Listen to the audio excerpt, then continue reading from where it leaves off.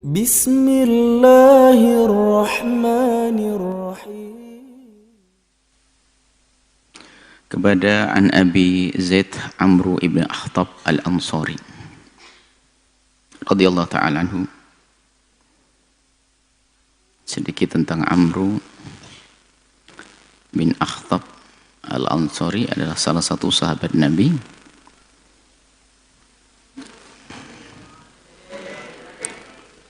yang didoakan Nabi dengan doa khusus waktu baginda Nabi minta minum. Nabi minta minum, kemudian kata beliau, kata Sayyidina Amru bin Akhtab, Sayyidina Amru bin Akhtab, istasqa Nabi minta minum, lalu aku beri air minum. Wa ataitu bi ina'in, kemudian aku datangkan satu wadah minuman. Cerdasnya beliau lah ini, kalau memberi itu mikir. Ada orang memberi ke orang tuh mulai dari gelas amis, air kotor, nggak nyambung. Tapi lu perhatian, mau diberikan ke Nabi sambil dilihat. Ternyata di wadah tersebut ada satu kecil rambut kecil. Fihi sya'ratun farafa. Tuha. Kemudian aku angkat itu rambut. Nabi ngelihat waktu dia ngangkat rambut ini. Kemudian Nabi mengatakan, Allahumma jammilhu. Allahumma jammilhu. Ya Allah, beri kebagusan kepada orang ini, maksudnya. Didoain karena urusannya rambut, yang bagus ya rambutnya dong. Tentu yang lain juga ya, tapi paling tampak rambutnya. Maka beliau itu sampai umur tua, wafat, bahkan umurnya sampai 100 tahun lebih, itu rambutnya nggak ada yang putih. Nah, ini satu pelajaran juga, kalau ada orang memberikan kebaikan, bantuan, siapapun dia, anak kita, saudara kita, suami kita, istri dan sebagainya, jangan lupa untuk mendoakan. Ini pendidikan dari Nabi, didoakan. Ini kebaikan, Nabi mendoakan. Ada orang berbuat baik, didoakan oleh baginda Nabi. Beliau ini adalah Akhtab. Kemudian apa hadis yang diriwayatkannya? Qala beliau berkata, shalla bina Rasulullah. Suatu ketika Nabi sholat bersama kami, sholat berjamaah. Setelah selesai sholat, saida al-mimbara, naik mimbar. Fa khatabana, Nabi menyampaikan pesan-pesan khutbah hatta hadaratidz zuhur. Sholat al-fajr, sholatnya sholat fajr. Shalla bina Rasulullah al-fajr, sholat subuh. Habis sholat subuh, Nabi khutbah. Bayangkan, kadang ada kejadian yang seperti itu. Nabi kadang melarang, Nabi pernah melarang kalau memberikan tausiah itu jangan terus dicecer begitu, nakut bosan. Tapi ada satu saat, karena Nabi kalau berbuat itu sesuai dengan wahyu. Nabi kemudian setelah sholat subuh, Nabi menyampaikan khutbahnya sampai masuk waktu zuhur.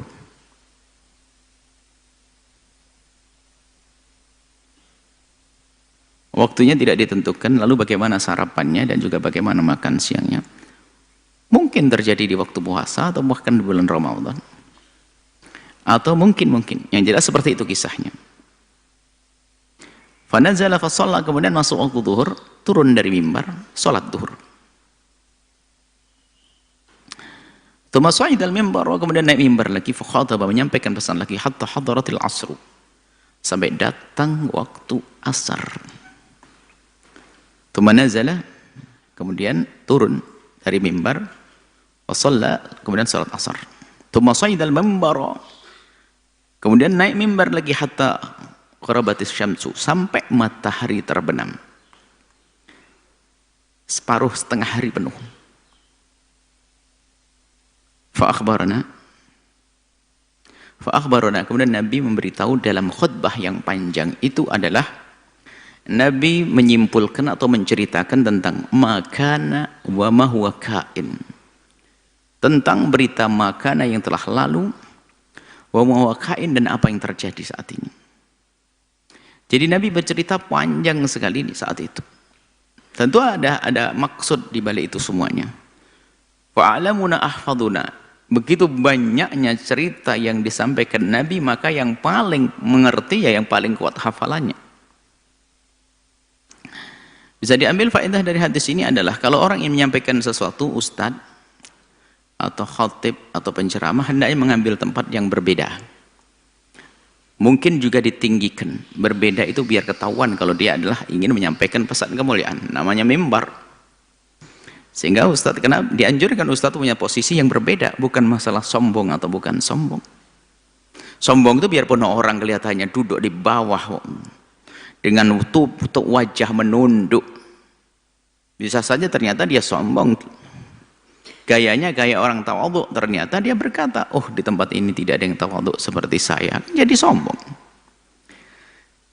Jadi di atas mimbar Nabi, sehingga ketahuan, yang lain bisa melihat wajah Nabi. Di sisi lain pun, baik dalam khutbah Jumat atau yang lainnya itu, dianjurkan semua hadirin itu menghadapnya adalah ke audien, ke yang menyampaikan pesan ilmu. Bukan ke kiblat lagi pemasalnya. Jadi kalau lagi khutbah Jumat menghadap ke khatibnya, ada ceramah ke arah orang yang menyampaikan pesan, bukan hidup menghadapnya semaunya begitu, tidak. Ini dianjurkan semacam itu. Di atas mimbar biar dikenali sama yang lainnya. Kemudian Nabi menyampaikan pesan-pesan yang panjang. Para pensyarah hadis menceritakan bahasanya ini adalah termasuk mukjizat Nabi yang kuat. Beliau menyampaikan ceramah seperti itu, dan ada berita-berita gaib, karena yang lalu adalah gaib kebanyakan. Gaib itu bukan hanya sesuatu yang terjadi di masa yang akan datang, ada berita masa lalu yang kita tidak bisa melihat dengan mata kita, tapi cukup dengan berita, namanya gaib. Kisah penciptaan Nabi Adam, kisah Nabi Adam, kisah Nabi Nuh, kisah Nabi Musa, gaib kita tidak melihatnya, diberitakan. Dan yang diceritakan baginda Nabi hal-hal semacam itu. Yang jelas yang paling alim, paling tahu tentang kisah yang disebut Nabi adalah ahfaduna, yang paling kuat di dalam menghafal. Ini adalah hadis yang disampaikan hadir oleh Imam An-Nawawi di dalam kitab terakhirnya ini adalah Al-Manthurat wal Mulah. Rawahu Muslim, hadis diriwayatkan oleh Imam Muslim rahimahullah taala. Kemudian hadis selanjutnya. Wa an Aisyah, dari Sayyidat Aisyah radhiyallahu taala anha. Qalat, beliau berkata, qala Nabi sallallahu alaihi wasallam, Nabi bersabda, man nadhara ayuti Allah fal yuti'ahu. Man nadhara, barang siapa nadhar untuk melakukan kebaikan, maka hendaknya dipatuhi. Nadhar melakukan kebaikan. Kalau aku selesai lulus ujian, maka aku akan bersedekah. Berarti nazar untuk melakukan kebaikan. Hendaknya dipatuhi sesuai dengan nazarnya. Ngasih uang, ngasih uang. Sholat, sholat. Puasa, puasa. Karena itu kebaikan. Tapi man-nadhara, akan tapi jika ada orang nazar, aya'si Allah, untuk maksiat. Aku nazar, aku tidak mau ke rumah bibiku, aku tidak mau silaturahmi, aku tidak mau nyapa bapakku. Dan ini kan kurang ajar, nazarnya nazar maksiat. Maka fala ya'sihi, maka hendaknya jangan maksiat kepada Allah. Tetap dipatuhi Allah, jangan patuh kepada nazarnya yang haram.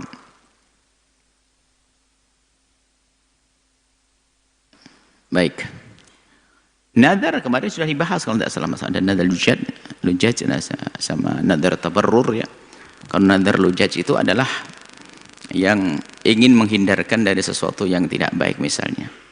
Kalau aku melakukan ini maka aku akan bayar ini. Kalau aku melakukan kesalahan ini maka aku akan membayar berapa ratus ribu. Jadi dia ingin menghentikan dari kemungkaran yang biasa lakukan.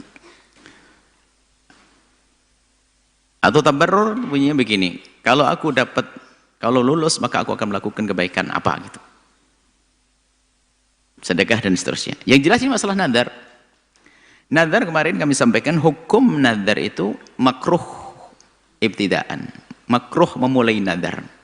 Tapi memenuhi nadar itu wajib hukumnya. Kalau kita sudah terlanjur nadar, memenuhi.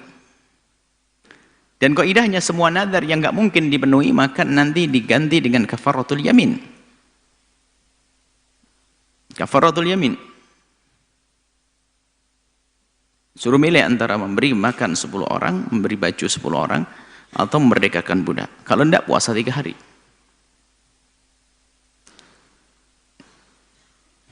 Nah, nazar ini adalah makruh karena Nabi pernah bersabda, pernah Nabi mengatakan, Rasulullah SAW menyebutkan bercerita tentang nazar la yaruddu syai'a, nggak bisa menolak apapun.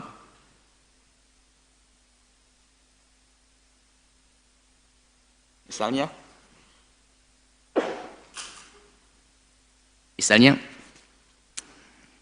kalau aku tetap sehat, aku akan sedekah dalam bulan ini. Kalau aku tetap sehat, aku akan sedekah 100.000. Al-nadhar la yuridu syai'an, enggak menolak apapun.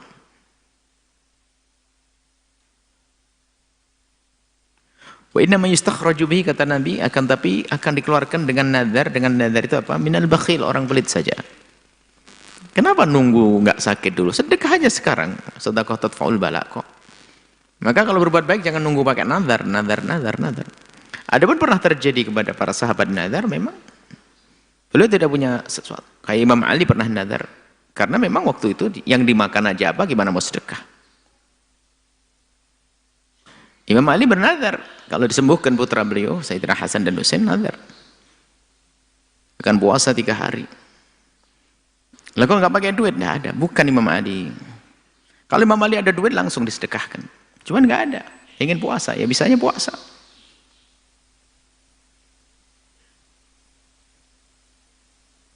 Di saat puasa, subhanallah, masih ingat cerita. Disebutkan dalam Al-Quran tentang kisah bukanya Sayyidina Ali itu. Waktu buka pertama itu mau makan, ada fakir, ada orang fakir datang minta, nggak jadi makan, lirik kepada istri Sayyidat Aisyah Fatimah, pada putra-putra beliau Sayyidina Hasan Husain, gimana ini, kita harus buka atau dikasihkan orang fakir? Semuanya mengangguk kasihkan orang fakir. Sampai hari ketiga, termasuk ada orang asir itu ada tawanan perang yang kelaparan. Jadi 3 hari 3 malam tidak makan apa-apa. Ini ada kisah nazar. Itu bukan berarti Sayyidina Ali adalah melakukan sesuatu yang makruh tadi. Memang tidak punya duit kalau harus sedekah waktu itu. Mau makan aja kurang. Baik, kita kembali pada hukum. Jadi nazar, kalau apa-apa jangan pakai nazar, sedekah aja langsung, jangan nunggu nazar. Jangan nunggu nazar. Sedekah. Anak sakit, sedekah. Sebelum pergi ke dokter sudah mengeluarkan. Kalau ke dokter 250, dokter spesialis, ya kita bayar sebelum berangkat 250. Karena itu adalah menolak bala. Bahkan sebagian para solehin itu kalau anaknya sakit apa-apa itu, sebelum pergi sudah sedekah dulu. Dan itu luar biasa. Sedekah dulu.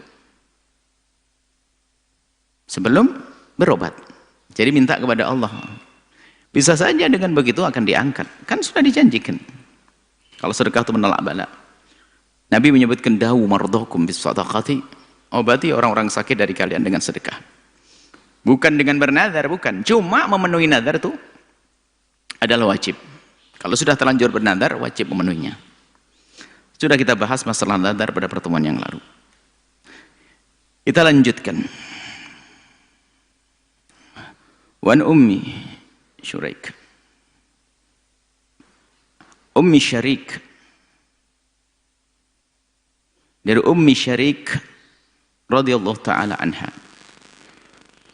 Dari Ummi Syarik, beliau bercerita anna Rasulullah sallallahu alaihi wasallam, sungguhnya baginda Nabi sallallahu alaihi wasallam, amarha, memerintahkannya biqatlil auzagh, untuk membunuh auzagh. Wazagh. Wazagh itu adalah kalau kita kembali kepada tafsir hadis itu sejenis cicak atau sejenis tokek. Tokek dengan cicak itu dikatakan sejenis, karena cirinya begini, tidak beranak tapi bertelur, makanannya adalah serangga, untuk membela diri dengan memutuskan ekornya. Nah itu apa kira-kira? Cicak. Atau cicak gede namanya tokek, atau tokek kecil namanya cicak. Ini ya berarti akhirnya kita simpulkan ya cicak ya tokek. Karena para ulama menyebut ciri-cirinya. Ya cirinya bertelur, ya modelnya seperti itu. Kalau dipakai, dilihat kenapa kok bisa rupanya ada bulu-bulu lembut yang bisa nempel, yang merambat-rambat di dinding, persis cicak atau tokek. Keluar suara, cuman suaranya kan macam-macam. Kalau suara kan tokek. Kalau satu kecil namanya cicak, gitu ya. Nah itu bedanya suaranya saja. Ya, jadi kalau kita amati, ya sudahlah mungkin akhirnya kita terjemahkan. Wazah itu adalah tokek kecil, namanya cicak, atau cicak gede namanya karena cirinya sama, mulai kepalanya, modelnya, semuanya, cara makannya juga sama. Nabi menyuruh membunuh itu semuanya. Wa qala, kemudian Nabi bercerita, kana infukhu ala Ibrahim, dia meniup kepada Nabi Ibrahim alaihissalam waktu dibakar. Nabi Ibrahim dilempar oleh Namrud ke api, dibakar, tiup. Hadis riwayat Bukhari Muslim. Kita baca dulu nanti baru kita jelaskan. Wa Nabi Hurairah, dari Imam Abu Hurairah radhiyallahu taala anhu, qala, beliau bercerita juga. Qala Rasulullah sallallahu alaihi wasallam bersabda, "Man qatala wazaghatan." Barang siapa membunuh tokek atau cicak, biarpun syarahnya Imam Nawawi nanti adalah yang gede, berarti kan cicak gede namanya tokek di akhir nanti. Cuman kita sesuaikan dengan syarah karena mungkin sekali itu adalah cicak dan juga tokek karena jenisnya sama, modelnya sama, bentuknya sama, cara berjalan sama, cara makan sama, bertelur. Fi awwali darbatin, kalau bisa membunuh tokek atau cicak dengan pukulan sekali pertama, falahu kadza wa kadza hasanatan, dia mendapatkan kebaikan begini begini begini. Wa man qatalha, barang siapa bisa membunuh tokek tadi atau cicak tadi, di darbati tsaniyati, di pukulan yang kedua, maka falahu kadza wa kadza hasanatan, dia mendapatkan kebaikan begini begini begini. Dunal ula, tapi tingkatannya tidak seperti di saat dia bisa memukul sekali langsung membunuhnya. Wa in qatalaha, kemudian jika membunuhnya fi darbati tsalitsati, di pukulan yang ketiga, falahu kadza wa kadza hasanatan, dia mendapatkan kebaikan-kebaikan ini yang jelas di bawahnya. Wa fi riwayatin, dalam riwayat ini disebutkan, man qatala wazaqan, barang siapa membunuh wazaq, dia tadi tokek atau cicak, fi awali darbatin, di pukulan yang pertama, kutiba lahu mi'atu hasanatin, ditulis diberi 100 kebaikan. Wa fi tsaniyati, yang kedua adalah duna dzalika, di bawahnya lagi. Wa fi tsalitsati, pukulan yang ketiga, duna dzalika, di bawahnya lagi pahalanya. Rawahu Muslim, hadis riwayat Muslim. Qala al-lughati, ahli lughah, ahli bahasa menjelaskan al-wazakh itu apa sih? Al-idhamu, yang gede, dari sama abros. Sam itu yang bisa, sam abros itu. Kalau dia gitu, kalau terjemahan ini seolah-olah ini ketokek. Abros itu yang belang-belang gitu. Yang belang kan tokek. Ini terjemahan daripada Imam Nawawi. Cuman kalau kita kembali kepada pensyarah hadis, saya kata tadi ciri-cirinya. Membela diri adalah dengan motong ekornya. Cicak kan begitu. Tokek begitu. Jadi yang mengejar dia itu terlena, tertipu dengan ekornya. Dianya lari. Besok tumbuh lagi. Begitu. Baik. Ini adalah juga jadi bahan obrolan di kalangan orang-orang yang tidak beriman kepada baginda Nabi sallallahu alaihi wasallam, dengan bermacam-macam kritikan kepada hadis ini. Tentunya setelah dikukuhkan bahasanya hadis ini sahih, benar adanya. Sehingga sampai kaum muslimin sendiri di saat bingung menjelaskan ini, lalu ikut-ikutan mengatakan hadis ini lemah. Oh enggak, hadis sahih. Riwayat Bukhari dan Muslim. Hadis sahih. Kemudian di situ banyak pertanyaan-pertanyaan di situ. Khususnya di luar Islam untuk merendahkan tentang hadis Nabi, sampai Nabi Islam itu ngomong apa sih? Omongan pertama kritikannya begini bunyinya. Masa cicak nggak punya salah harus dibunuh? Itu kan yang salah yang mbahnya cicak itu. Mbahnya cicak yang niup apa? Kalau betul. Masa gara-gara niup itu dicicak, dibunuh? Gara-gara niup apinya Nabi Ibrahim lalu dibunuh. Ini kritik. Kalaupun memang betul cicak itu meniup kemudian menjadi, jadi bisa diartikan begini, biarpun sekecil apakah sebagian juru dakwah kan mengambil faedah bahwasanya ikut andil di dalam kemaksiatan sekecil apapun itu juga sama ikut rombongannya. Cicak itu tiupannya kayak apa sih? Tapi dia ikut bersemangat menghidupkan api untuk bakar Nabi Ibrahim, maka dia termasuk dosa. Maka bisa saja dimaknai kita pun juga demikian kalau kita ikut, biarpun hanya kita sekecil apapun potensi kita. Tapi kalau kita sambungkan potensi kita dengan program kejahatan, kita dapat dosa. Kita dapat dosa. Baik, seperti itu. Itu adalah yang diambil sering oleh juru dakwah, itu mengambil kisah cicak. Biarpun sebetulnya cicak itu kalau kita amati dari riwayat hadis itu, cicak Nabi suruh membunuh cicak bukan karena cicak meniup. Bukan karena cicak, ini tolong diperhati, cermati dari riwayat hadis. Supaya tidak salah. Jadi waktu Nabi menyuruh membunuh cicak itu bukan karena cicak itu telah meniup. Karena apa? Itu enggak. Secara yang salah itu kan mbah cicak, bukan cucu cicak. Kenapa cucu cicak yang di sini dibunuh? Kalau seandainya cicak pertama hayawan, binatang. Yang jika seandainya memang cicak yang meniup api itu adalah harus dibunuh, ya kan mbahnya saja yang dibunuh.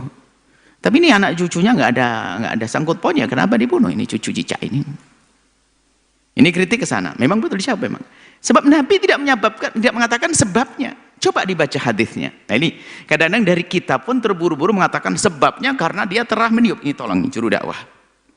Sebabnya karena dia niup, enggak. Nabi tidak mengatakan begitu. Nabi lihat. Amaroha dalam cerita itu, Ummu Syarik berkata, Nabi menyuruh Ummu Syarik biqatlil auzakh untuk membunuh cicak atau tokek. Waqala, dan Nabi bercerita, menceritakan, bukan Nabi mengatakan sebabnya. Wakana, jadi cicak itu yang itu loh, yang cicak itu punya cerita. Kana bukan li'annahu, enggak. Bukan ta'lil di sini, ini kisah. Bukan tangkap itu si fulan, dia adalah anaknya Z. Apakah gara-gara anak Z ditangkap? Enggak, karena dia nyuri kok. Jadi jangan ngomong tangkaplah fulan karena dia anaknya Z. Itu baru. Tangkapnya fulan yang mana? Fulan kana waladu Z, dia anaknya Z. Jadi apakah dia tangkap gara-gara anaknya Z? Enggak dong. Ini jadi untuk mencermati. Sebagian dari kita itu latah langsung mengatakan karena cicak itu meniup apinya Nabi Ibrahim. Mana cicak niup Nabi Ibrahim? Cicak hidup hari ini kok. Mbahnya, itu kan mbahnya. Kalaupun seandainya dibenarkan untuk seperti itu kan ya hanya yang niup saja yang dibunuh. Nah, tapi kenyataannya kalau kita amati riwayat hadis itu memang bukan. Nabi tidak mengatakan karena dia telah meniup. Hanya Nabi menambahkan, biasanya ada tambahan faedah, itu ada dalam orang berbicara, orang cerdas kalau ngomong biasanya nggak cukup. Ada ziyadah, tambahan faedah. Jadi kisah tentang cicak ada tambahannya, bahwasanya waktu Nabi Ibrahim semua semesta dari binatang yang melata dan hidup itu semuanya berusaha untuk mematikan api kecuali si cicak malah meniup api. Jadi itu dikisahkan.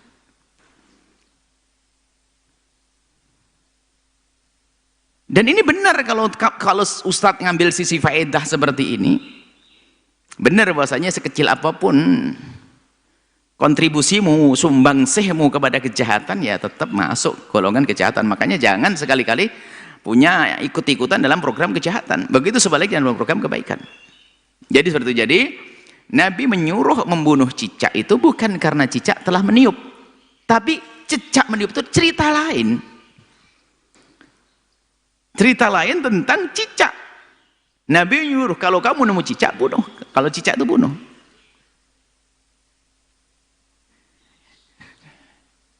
Kemudian ada kritik juga dari mereka. Apa betul cicak itu niup? Cicak itu niup. Ya itu dijawab, memang apakah tidak mungkin kalau cicak itu meniup? Dia kan jenis binatang yang bisa meniup. Kenapa kita susah? Maksudnya dia ingin mendustakan Nabi Muhammad itu ngarang, masa cicak niup api. Ah ya cicak. Bahkan cicak termasuk binatang melata yang bisa nyembur juga, bisa niup. Jadi tidak bisa disalahkan kalau dikatakan cicak niup. Nabi mengatakan niup. Maka mendustakan, bohong. Masa siap niup? Niup gitu. Niat cicak termasuk binatang bisa niup. Karena ada organ tubuhnya bisa digantungkan niup, cicak meniup. Dan ini bisa dibuktikan secara ilmiah kalau cicak bisa niup. Tentu sekecil apapun niup itu. Jadi tidak bisa didustakan Nabi SAW. Jadi tidak perlu kita mengatakan hadis ini dhaif, lemah dan sebagainya. Hadis sahih. Cuman kita harus benar cara menjelaskannya bahwa Nabi menyuruh membunuh bukan karena cicak itu telah meniup api Nabi Ibrahim, tidak.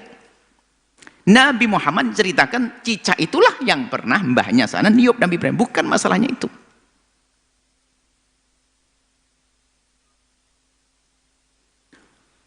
Baik. Jadi tidak perlu diragukan bahasanya tentang makna hadis gak ada salah.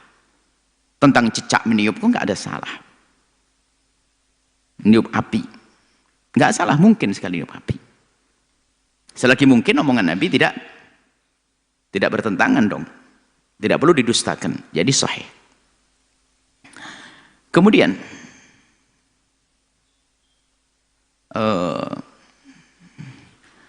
lalu kenapa Nabi nyuruh membunuh? Nah ini yang perlu dibahas. Sehingga ada yang sadar dari orang-orang di luar Islam sana, kok sampai mengatakan cicak harus bunuh, itu ada apa dengan itu semuanya? Atau tokek lah harus dibunuh. Ternyata ditemukan di beberapa universitas di barat sana ada dikatakan mereka ada penemuan-penemuan, ternyata di dalam binatang ini ada virusnya, ada bakterinya, bakteri yang membahayakan. Jadi ada yang bikin tidak sehat, sampai mereka mengatakan bakteri salmonella atau apa, itu dia sesuai, dia biasanya menemukan bakteri-bakteri gitu. Coba dilacak tentang hadis Nabi tentang lalat, ternyata menemukan, bahkan di luar sana menemukan, apa sih kok sayap kanannya ini, sayap kirinya berbeda, sayap kanan obat, sayap kiri obat, dilacak ada. Dan ini kalau seandainya para pemikir-pemikir cerdas, bukan dasar suudzon kepada Nabi, coba lacak ada apa dengan tokek dan cicak. Karena itu adalah di situ ada pembawa penyakit-penyakit yang bisa membahayakan. Ya, jadi Nabi nyuruh membunuhnya. Kalau sudah ada di rumah kita, tapi bukan kita langsung besok ngerahkan santri ke hutan-hutan cari cicak. Oh enggak gitu maksudnya. Kalau ada cicak dibunuh gitu saja. Ada tokek dia, nanti ada gerakan santri bawa pedang nanti pergi hutan. Bukan gitu. Nabi merintah ada cicak bunuh tuh. Bukan langsung besok ibadah hasanah cicak. Nah itu himbauan Nabi untuk peduli dengan kebersihan cicak, karena di samping itu buang kotoran di mana-mana, itu bikin penyakit. Dan cicak itu senang kalau merambat itu masuk ke makanan itu. Coba kalau malam-malam itu duduk itu malam duduk diam-diam di atas meja, duduk samping meja itu nanti ada cicak langsung nasi ke lauk keliling. Jadi itu akan meninggalkan menyisakan penyakit-penyakit buat manusia yang hidup. Seandainya cukup satu dokter yang menemukan bahwasanya oh ini ada virusnya, ada bakterinya, sudah cukup. Bahasanya Nabi menyuruh itu karena ada maksud kebaikan untuk manusia. Hanya kita itu belum bisa menjangkau semuanya.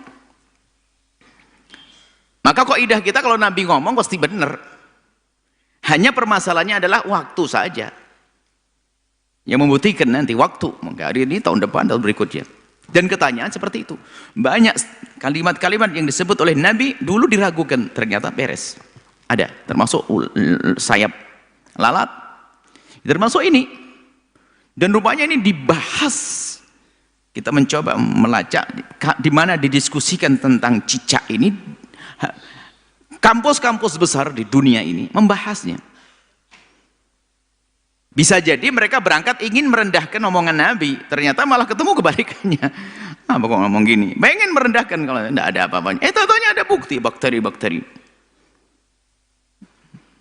yang membahayakan. Maka jangan dipiara dong cicak. Ya bisa dibunuh.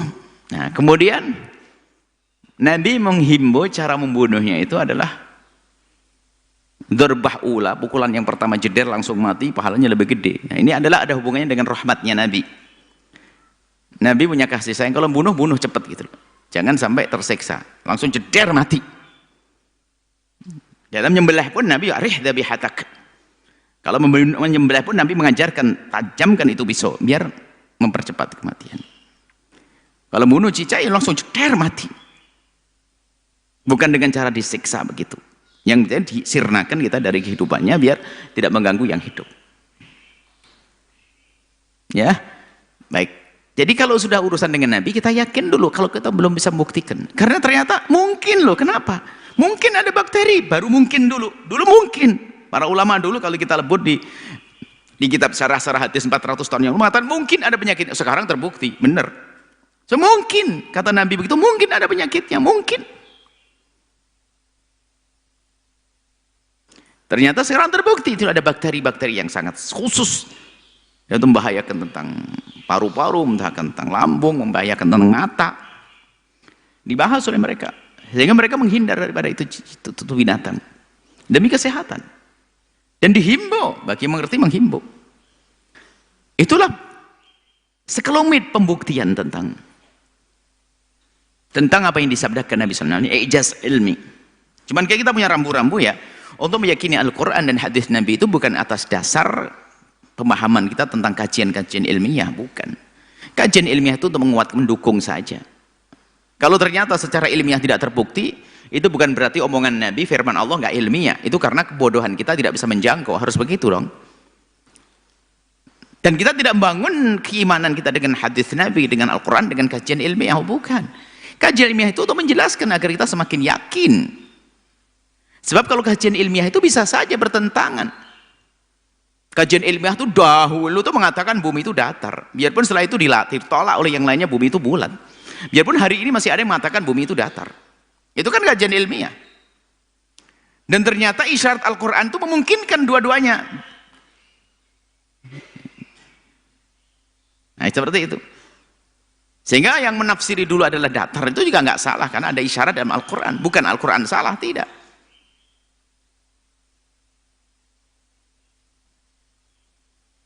Lalu bagaimana memadukannya? Iya, kalau Al-Quran mengatakan isyarat-isyarat Al-Quran tentang dihamparkan bumi dan sebagainya, itu kan perasaan di mata kita memang dihamparkan.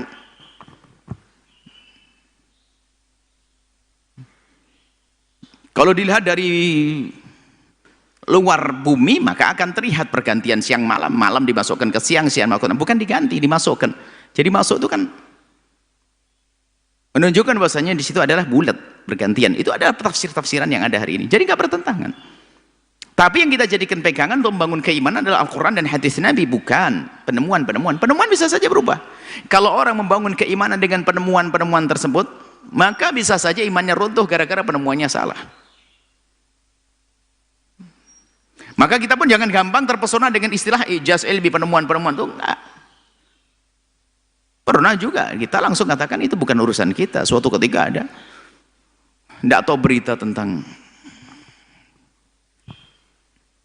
ada orang lagi ngebor, gimana kisah? Ini gampang percaya ngebor, ngedenger apa neraka dan sebagainya. Kalau maksudnya mau mengilmiahkan bahwasanya siksa neraka itu ada, disebut Al-Quran karena ceritanya di Jerman sana ada orang ngebor, di situ ternyata ada suara-suara atau yes. Tidak ada urusan kita dengan itu. Kebenaran juga belum tentu, dia bukan seorang muslim yang menukil. Kemudian yang mana alam neraka, alam surga, kita tidak tahu di mana tempatnya, bukan di dalam tanah, di bumi, di bor sana, bukan. Lalu itu rame, wah, langsung Islam, orang Islam mengatakan, ajib betul ya Al-Quran. Itu siapa yang cerita gitu tuh? Al-Quran neraka, pembuktian neraka. Ada juga majalah di Indonesia, majalahnya tentang majalah Islam lagi, tidak tahu majalah apa itu.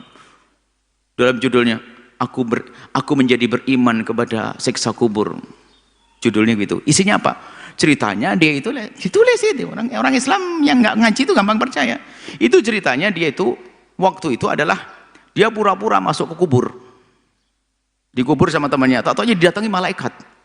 Setelah itu langsung bangun, saya percaya bahwasanya siksa kubur itu ada. Kan didatangi malaikat. Malaikat dibohongin dia ceritanya. Ini kan cerita bualan-bualan begitu. Ditulis di sebuah majalah yang saat itu lagi nge-booming di Indonesia, itu majalah Islami itu. Ini kok omongan orang begitu bisa dipercaya bagaimana? Memang malaikat bisa ketipu. Malaikat bertanya-tanya, oh, masih hidup kamu ya? Gitu malaikatnya. Jadi kita itu gini loh, maksudnya kajian ilmiah itu tidak boleh, kita tidak menjadikan sandaran iman kita dengan kajian ilmiah. Tapi kajian ilmiah itu menjelaskan sesuatu yang ada dalam Al-Quran. Maka kalau kajian ilmiah itu benar, maka tidak akan bertentangan dengan Al-Quran. Tidak akan mungkin. Jika terlihat ada pertentangan, ada kemungkinan kita yang salah paham, bukan Al-Quran yang salah. Kita yang salah memahami Al-Quran, atau kajian ilmiah itu adalah yang salah. Seperti itu. Atau kita yang memadukannya nggak ketemu. Karena Quran tidak mungkin salah, yang firman Allah. Nabi tidak akan mungkin salah. Termasuk ini wazagh. Makanya tentunya yang kita pangkas dulu, jangan sampai kita memaknai bahwasanya Nabi menyuruh membunuh tokek atau cicak karena tokek itu pernah meniup apinya Nabi Ibrahim. Oh, jangan ngomong gitu. Karena tokek yang kita bunuh ini nggak pernah niup dia. Ada tambahan tentang kisah tokek, kisah cicak.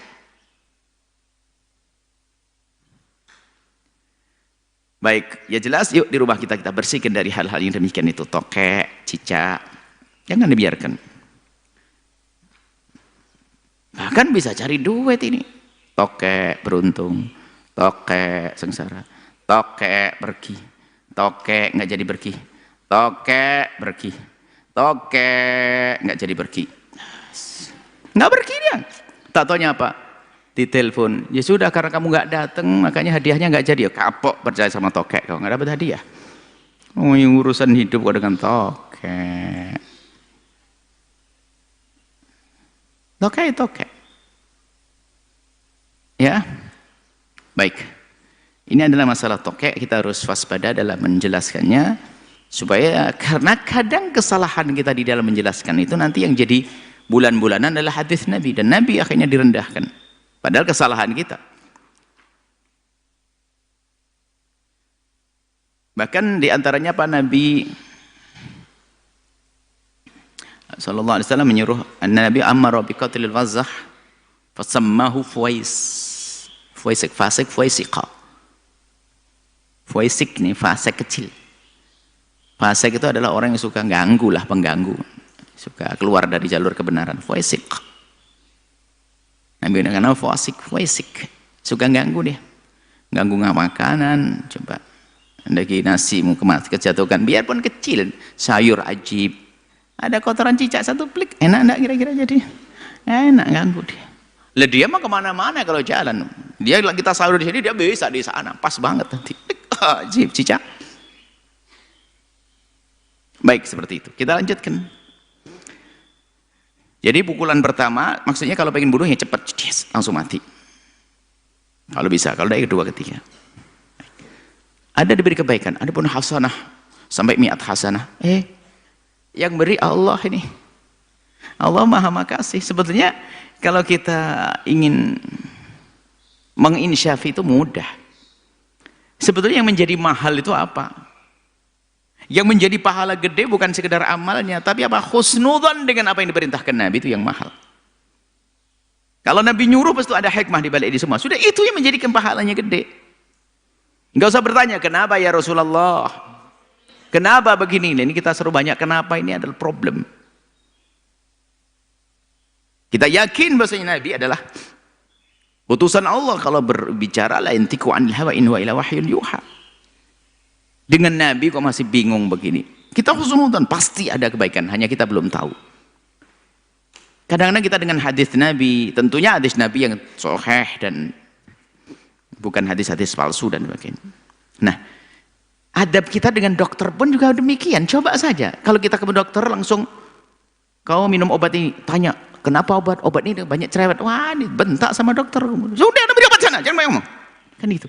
Coba kalau kita pergi dokter, periksa di jidat kita dikasih apa, begini, ini sudah dikasih resep, jalan, nggak usah banyak ngomong. Dok, ini resep apa ini? Obat ini kenapa ini? Terdiri ramuan dari apa? Jangan berobat sini kalau gitu. Nggak ada, dengan dokter aja nggak cerewet. Sementara baginda Nabi bukan sekedar dokter, di atas itu semuanya. Kalau dokter adalah dengan ijtihadnya dalam menentukan ini obat, ini penyakit, tapi Nabi dengan wahyu.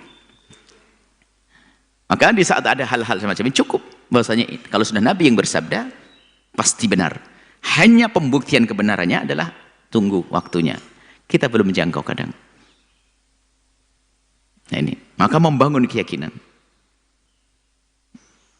Bangun keyakinan penting.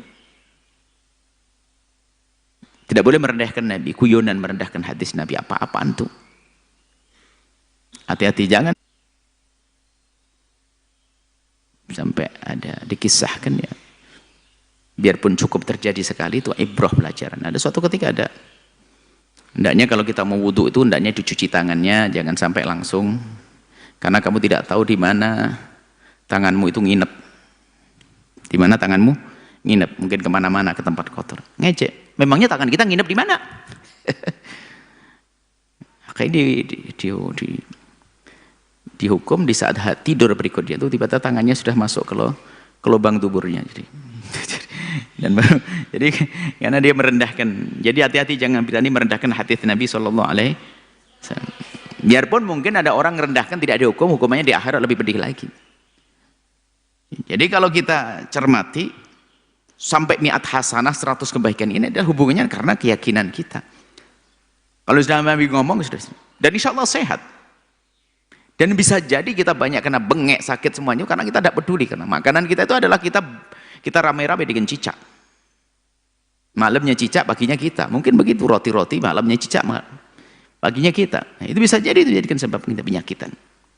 Baik, sudah selagi Nabi yang menyebutkannya, ayo kita hindari. Bunuh. Tapi cara bunuhnya adalah dengan mempercepat kematiannya. Ada yang berkata lagi ini sebetulnya, kenapa harus kan tokek itu cicak kan termasuk jenis binatang yang ya nggak ganas Cina.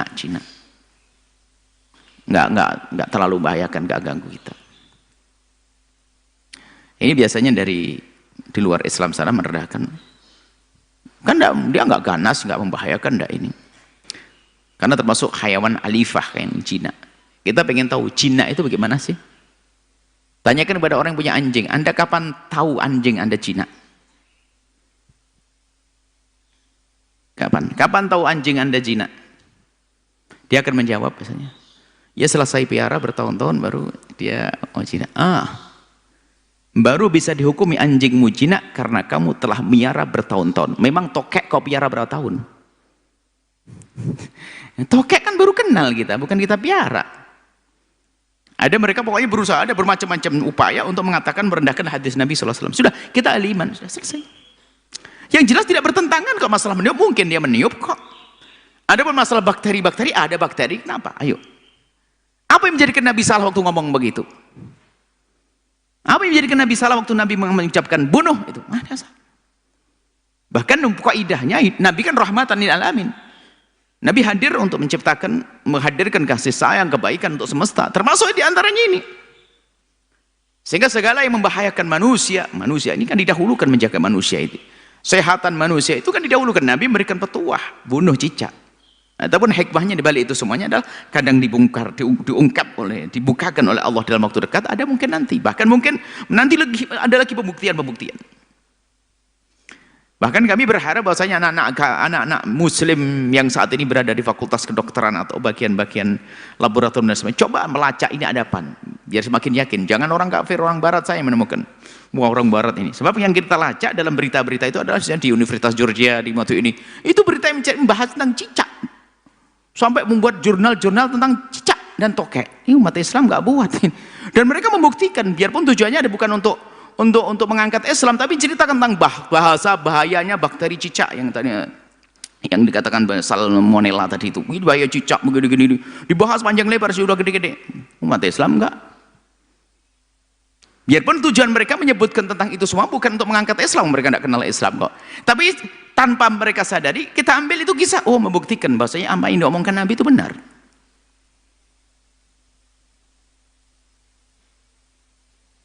Baik. Hadis selanjutnya.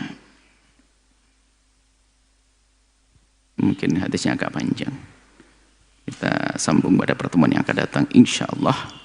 Wallahu a'lam bissawab. Jazakumullah khairan jazak, kami haturkan kepada guru kita tercinta Buya Yahya. Semoga apa yang beliau sampaikan dapat menjadi manfaat dan dapat kita amalkan dalam kehidupan sehari-hari. Amin amin rabbal alamin.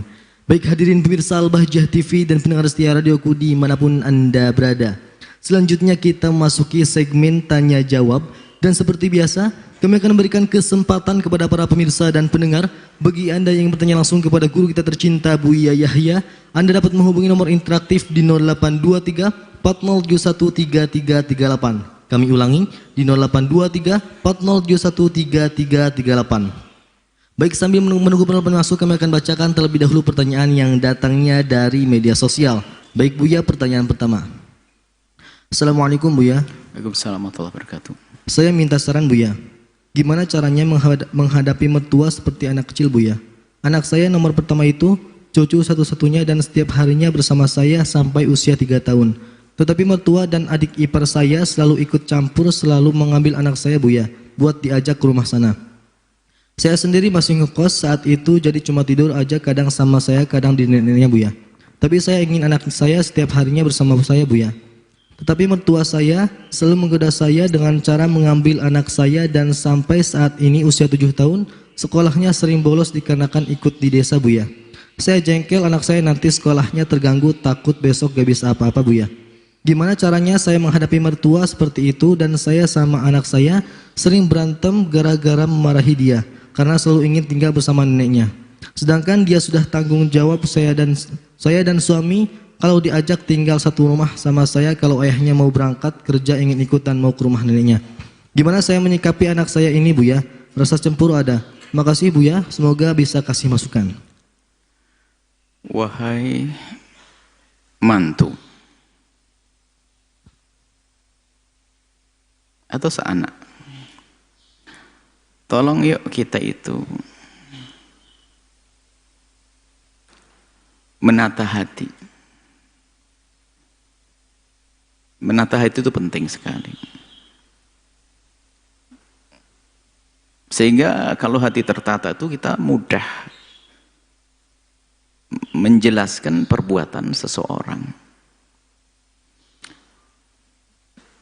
Saya juga belajar menata hati, biarpun belum tertata hati, tapi dia bisa membaca bahwasanya sebetulnya dalam yang ini bukan problem dalam rumah Anda. Anda saja yang punya masalah dengan diri Anda. Sebetulnya Anda itu harus bisa membidik sisi lain. Itu sebetulnya karena mertua Anda itu baik, senang sama cucunya. Lah kok Anda bingung tuh Anda? Di sana ada orang macam-macam hidup di dunia itu gara-gara sebenarnya karena kita kurang paham. Di sana ada pertanyaan sebelumnya mungkin ada, Buya, mertua saya itu sama sekali tidak peduli dengan anak saya. Kalau datang dicuekin, datang ini. Apakah Anda pengen yang bertanya, mertua Anda seperti itu pertanyaan ini? Sudah mertua Anda baik, sering ngambil anaknya, itu kan sebenarnya sayang. Belum lagi ipar Anda, itu anak Anda. Ipar Anda itu membawa anak itu sebenarnya repot.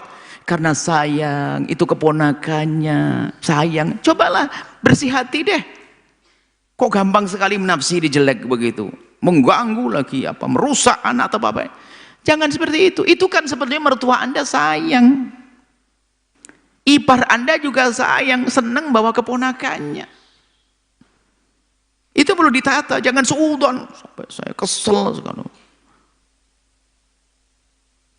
Nah kalau kami melihat dari sini, kenapa kok anak Anda senang di rumah neneknya sama bibinya? Karena sifat Anda modelnya begitu, berantem terus juga sama Anda, sifatnya nggak benar. Ya sudah, Anda berani bertanya harus saya tegur nih. Karena bibinya sayang kepada dia, mertua Anda juga sayang, maka tinggal Anda saja kongkol kompak gimana memantau sekolahnya dan sebagainya. Kadang mungkin ipar Anda itu adalah mungkin tidak punya anak atau bagaimana, atau senang di rumahnya ada, dan itu biasanya keluar uang juga. Bibi-bibinya itu sayang sama dia, keluar uang. Cuman kadang ini Anda ini kok begitu dianggap sebagai perusakan dan sebagainya.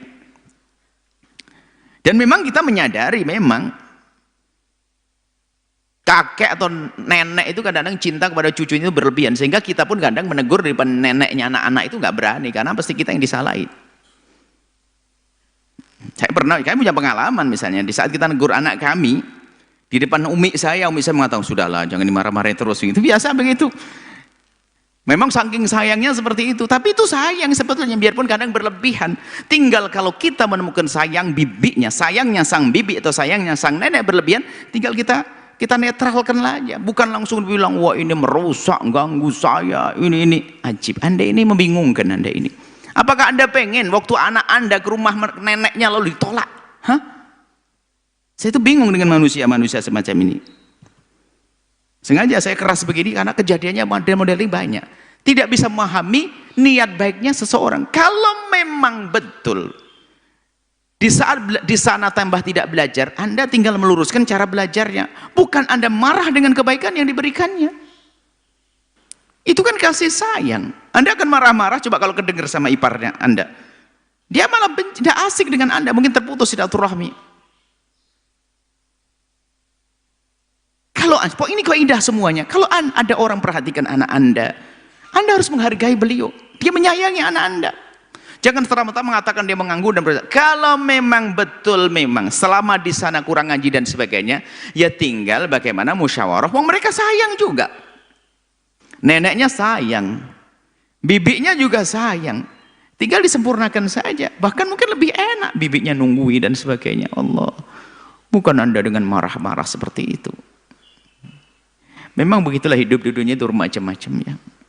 Semoga setelah ini Anda bisa menjalin hubungan semakin baik dengan mertua Anda. Dan saya mengakui bahwasanya kalau anak-anak kami dengan nenek kakeknya itu jarang marah, memang betul. Sementara kita sering marah. Jadi kadang-kadang kalau kita mau marahi anak-anak itu harus minggir dulu, jangan di depan kakeknya, cuma nenek nanti dulu sini.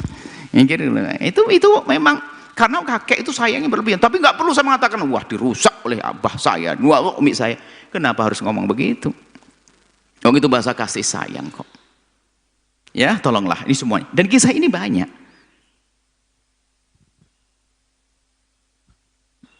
Kisah ini banyak. Mungkin waduh saya dirusak oleh apa bibinya. Dia ngasih ini ngasih itu. Dia ngasih itu kasih sayang. Kecuali ngasih obat merusak otak. Ngasih ini itu namanya merusak. Jadi orang berbuat baik itu kita hargai. Ya, Masya Allah seperti itu yang bertanya. Mohon maaf saya keras sedikit karena apa? Jangan sampai Anda terlanjur nanti tanam kebencian di hati Anda kepada mertua Anda. Berantakan. Bisa saja suami Anda pun hilang cinta. Ya, berarti anak Anda baik. Berarti anak Anda itu bikin seneng, nyenengin. 3 lada aja tidak nyenengin orang. Anda harus berubah dong. Mohon maaf ini saya sengaja mengingatkan. Kalau kecuali memang terbukti di rumah itu diajari macam-macam yang nggak bener. Diajari, mohon maaf, dia nonton yang enggak dan sebagainya atau apa. Nah itu baru Anda bertindak. Itu pun juga dengan cara yang cantik, itu keluarga. Tapi mereka ingin merawat, ingin ya nemeni main dan sebagainya. Itu kan sebetulnya kasih sayang dari neneknya dan kasih sayang dari bibinya anak Anda atau ipar Anda tadi. Tolong, secara umum yuk kita pandai-pandai menata hati, menyikapi kebaikan seseorang. Kalau orang niatnya baik, jangan dimentahkan, jangan dipatahkan, niatnya baik. Biarpun cara menyodorkan kebaikan dengan cara yang salah, tinggal kita bagaimana mengambil kebaikannya dulu. Menghindar dari kejahatannya dengan yang cantik, yang manis. Bukan dengan sultan mengganggu anak saya ini dia. Semoga Allah melembutkan hati kita. Memberikan kepada kita kesadaran kepada kebaikan siapapun untuk kita bisa berterima kasih. Dan semoga Allah menjauhkan kita dari merusak anaknya orang lain. Dan semoga Allah menjaga anak-anak kita semuanya. Wallahu a'lam bishawab. Syukran jazilan Buya atas jawabannya. Baik Buya, pertanyaan selanjutnya. Assalamualaikum warahmatullahi wabarakatuh Buya. Assalamualaikum warahmatullahi wabarakatuh. Bagaimana jika istri menganggap suaminya hanya menyusahkan, hanya membuat menderita saja karena tidak bisa menafkahi keluarga? Dulu suaminya kerja di pabrik, sekarang sudah keluar dan jadi ojek online. Tidak mencukupi sedangkan status istrinya guru PNS. Bagaimana sebaiknya sikap suami? Harus sabar atau pisah? Karena semakin diterusin semakin menjadi nyindirnya Buya. Terima kasih Buya. Suami ojek online, istri PNS, istri cerewet. Kami nasihati yang laki dulu dah, karena biasanya yang nasihati dulu, yang bertanya dulu pokoknya kalau bertanya dengan Buya itu semuanya harus siap, saya marahi dulu ya, semuanya itu kan begitu sebelum kita mengingatkan yang lainnya. Baru setelah itu istri Anda yang bertanya. Sebagai seorang laki-laki memang pada dasarnya adalah imam, qawwamun, yang punya tanggung jawab mengayomi kepada istri. Itu kan dasar nafkah. Seperti itu. Cuman ada kala seorang suami itu adalah lemah di dalam bisa memberikan nafkah, riayah, tarbiyah, pengayoman kurang. Nah, kami himbau kepada suami, jika ternyata hobi bangkrut, bisnis gak bisa, cari duit susah, Masya Allah, ada memang nasib begitu, kemudian dicukupi oleh seorang istri, maka hendaknya harus ada kompensasi tentang perjuangan seorang istri. Dengan penuh kelembutan minta maaf, mengucapkan kalimat terima kasih. Kemudian juga menggantikan sebagian tugas istri, misalnya di rumah bersih-bersih. Ini ada laki-laki ongkang-ongkang nggak kerja. Istrinya tuh kerja, istrinya PNS. Di rumah itu suaminya hanya pokoknya ngopi, nonton televisi dan sebagainya. Kalau sudah menjelang gajian langsung ditunggu mana duitnya kepada istri. Wah, ini laki-laki gila dia tuh. Dan gila betul. Ini Anda pernah yang bertanya begitu, suami saya Bu ya, kalau sudah menjelang gajian langsung ditunggu saya itu. Duit mau diambil semuanya. Sementara kita punya anak dan sebagainya. Suami saya tidak kerja, di rumah hanya nonton saja. Nanti ngundang teman-teman rame itu. Aduh, lah ini kalau ada suami model begini, nih suami gila dia. Kan saya sampaikan gila. Kalau memang Anda sebagai seorang suami berusaha untuk mencari nafkah nggak bisa, berusaha dulu dong. Sebab kewajiban seorang suami itu mencari nafkah, bukan mendatangkannya. Mencari, kalau ternyata nggak dapat, nggak dosa. Sudah berusaha kok. Sampai istrinya meninggal karena dia nggak bisa cari nafkah, nggak dosa karena dia sudah berusaha. Yang repot ongkang-ongkang itu loh yang kurang ajar itu. Sudah begitu lihat, neken istrinya, ini laki-laki model apa begini? Paling tidak ganti dong dengan kata maaf. Oke, istri kebetulan bisa bekerja atau pegawai negeri seperti itu. Yang di rumah yuk rapikan rumah, bersih-bersih rumah, jadi istri gantian seolah-olah begitu. Ini udah dasar suami sombong, gengsi, bersih-bersih rumah. Lu kamu udah bisa cari duit.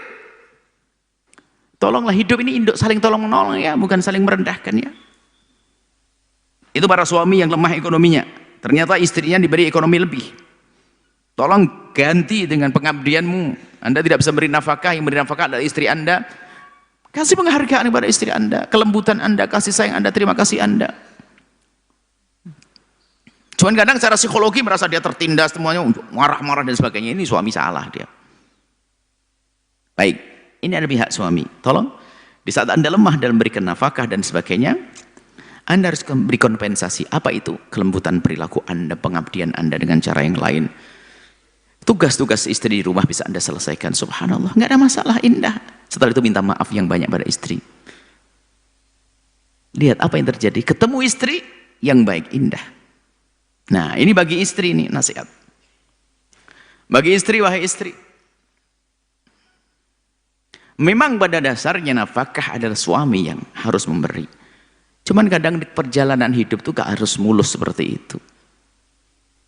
Bisa jadi Allah stop rezeki dari sang suami demi sebuah kebaikan. Tiba-tiba dimudahkan untuk sang istri. Ya Anda bersyukur dong. Suami nggak punya nafkah, nggak punya rezeki, tapi Anda sebagai seorang istri, alhamdulillah. Dan ini pernah terjadi pada zaman Nabi, seorang perempuan yang rezekinya gampang, istri suaminya nggak dapat, nggak punya rezeki, ngadu kepada Nabi, ya Rasulullah, suamiku tuh ada bangkrut, nggak punya duit. Nabi bertanya, lu bagaimana makanmu? Ya alhamdulillah saya masih punya. Tapi masa saya nombokin terus ya Rasulullah, itu masa nombokin terus? Ya kalau Nabi kan adil. Kalau memang suamimu gak bisa memberi nafkah, ya kamu minta cerai saja. Secara hukum, biarpun ini bukan anjuran. Kata perempuan tersebut, ya Rasulullah kok berat, saya ada cinta dengan dia, sudah punya anak. Maka pilihan kedua, Nabi katakan, pilihan yang kedua adalah kau yang kasih nafkah. Dengan kelegaan, dengan ketawaduan, dengan cinta kasih, kau beri nafkah, maka kau mau mendapatkan pahala double. Pahalanya double, pahala kau bersedekah, pahala nyenangkan suami, pahala sambung silaturahmi dengan anak dan suami. Apa kata wanita cerdas ya Rasulullah? biar aku saja, biar begini saja. Saya tidak mau cerai, saya milih pilihan yang kedua. Biar saya nyukupi keluarga saya. Nah ini kan perempuan cerdas. Dan sudah PNS kok ngedumel terus ini. Ini kan bodoh banget. Mana keindahan dengan ngedumel? Mana keindahan dengan uring-uringan tadi, dengan suami tadi? Uring-uringan terus. Apa? Padahal suaminya masih ngasih 100.000. Kalaupun seandainya suami memang nggak punya kerjaan, di PHK nggak punya kerjaan, apakah dengan begitu harus hancur? Pun rizki masih ada melalui Anda. Makanya kami selalu ingatkan, wanita karir bukan dilarang loh ya. Dengan catatan, kerjanya adalah diizinkan suami, kerjanya terhormat. Kemudian yang terakhir, syarat yang kelima yang kami sebutkan adalah, yang kelima adalah suami istri yang diberi oleh Allah karir lebih, harus meningkatkan ketawaduannya. Kalau tidak, jangan jadi wanita karir. Sebab biasanya begini, kalau sudah wanita itu punya kelebihan ini adalah gampang minta cerai. Lihat, ya biasanya yang suka menuntut gampang cerai itu adalah wanita yang punya kesuksesan. Punya masalah sedikit, cerai saja. Dia bisa membayar untuk menceraikan. Akhirnya nyesel dia nanti.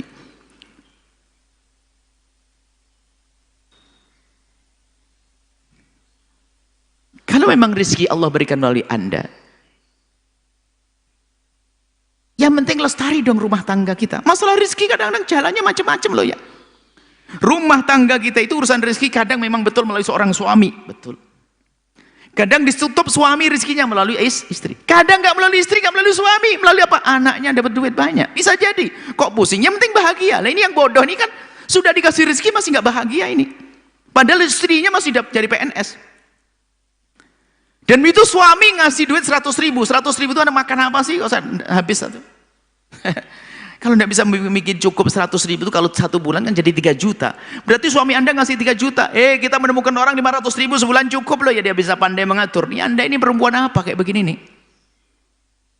Suaminya sudah dimarahi, sekarang ganti istrinya. Nah, saya begitu. Anda ini perempuan model apa?